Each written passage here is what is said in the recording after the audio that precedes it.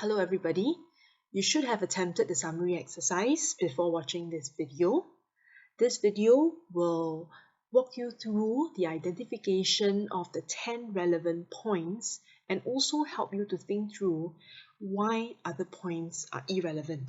So we have two main objectives to do with identifying the 10 points. First, to understand how to identify relevant points, and secondly, to consider why other points are irrelevant. Now, looking at the question again, right, you are to summarize the effects of the earthquake on the llamas and the other villagers. That's the first part of the question. And also to address the point about how Myla brought hope back to the village. So there are two parts that you have to address in this summary question. Right, let's begin. So check your answers as we go along. Along with other villagers, they spent more than 2 weeks huddled under a plastic tarp to shelter from the nightly monsoon downpours. Now, does this address the effects of the earthquake, them huddling under a plastic tarp? I'm sure it does, because it is about how they have to seek alternative forms of shelter. Okay, and so therefore this is point number 1. Now, next sentence, the rains dashed their hopes of retrieving any clothes or food reserves from the debris. This is also a result of the earthquake, and therefore this is point number 2. Okay, the third point I would like to suggest that it is found in the second paragraph, that the villagers had to lean on one another during those grueling weeks, right? Having undergone the earthquake, they now had to depend on one another. That's point number 3. Right. At this point, I will say that we will consider why other parts are not relevant. But let me take you through all the points that should be identified in these 3 paragraphs. Now, point number 4, they cooked and shared meals together as one family. And number 5, due to the earthquake, there were increased mental health issues throughout the country, including anxiety and depression. Now, at this point, I'd like to go back to the start and consider what are some of those points that are irrelevant and why they are not relevant. So the first one here, all Dawa had was a sack of potatoes that she'd bought a few hours before the earthquake and placed by the front door. I'll give you 2 options. Think about what is the reason why this is an irrelevant point. You may stop the video at this point to think about it before I reveal the answer.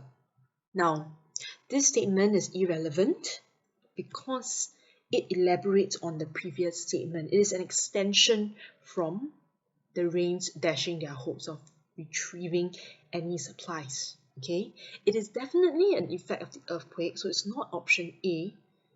Okay, and the sack of potatoes that were left was all they could retrieve, and this was a result of the earthquake. So you do not repeat your points by identifying it as a separate point.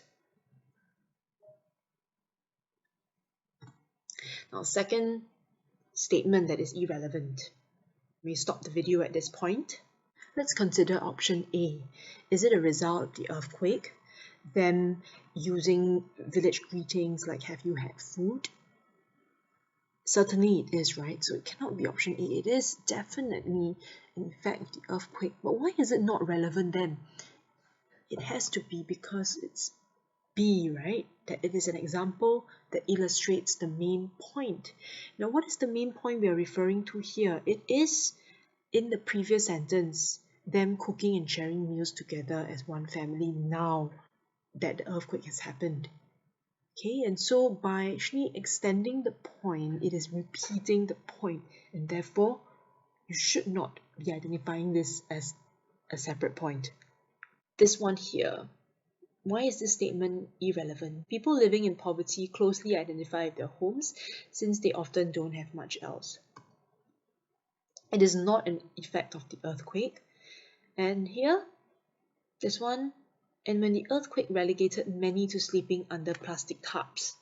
You can recall hearing plastic cups earlier on in the passage. It was identified as point number 1 already, and therefore it is not necessary. So these are the 5 points they've identified. Let's go on to the second half of the text. Right? How Myla brought hope back to the village. Point number 6, he salvaged some corrugated tin sheets, a door frame, and some mesh wiring to build a makeshift shed for his family. This is point number 6, about how he gave hope to his family by building a shed. This was to protect his wife and children from the elements. That's a sign of hope as well. So point number 7. Point number 8 is about how he spreads this hope to the villagers beyond his family. He led a handful of villagers to replicate the process. And point number 9, this intention of his was to put a roof over every family's head. Point number 9, and therefore point number 10 would be the last sentence. All these gave the community a new lease of life. Now, I have one part that I want you to think about. Why it is irrelevant.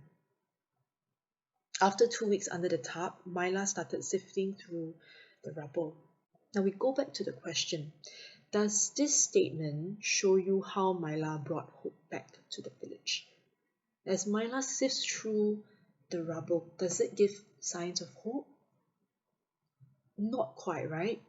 Okay, it's how he is in the process of searching for hope, and therefore it is not a direct way of showing how Myla restored hope. In conclusion, when identifying points, 1. Ask yourself how the statement addresses the question, and 2. Avoid statements that rephrase or repeat the idea of another point, and statements that are examples or illustrations of an existing point.